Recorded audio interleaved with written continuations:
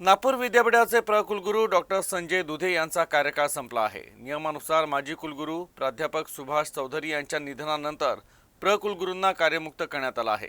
आता सरकार लवकरच नागपूर विद्यापीठाच्या नवीन कुलगुरू आणि कुलगुरूंच्या निवडीची प्रक्रिया सुरू करणार आहे।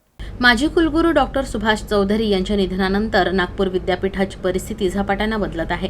डॉक्टर चौधरी यांच्या निधनानंतर कुलगुरू पदावर कार्यरत असलेले डॉक्टर संजय दुधे यांचा कार्यकाळ संपुष्टात आलाय।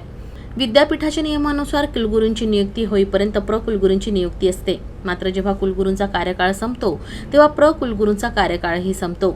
या संदर्भात विद्यापीठाच्या कुलसचिवांनी आदेश काढून खुलासा केलाय। यामुळे कुलगुरूंचा कार्यकाळ देखील संपत आहे।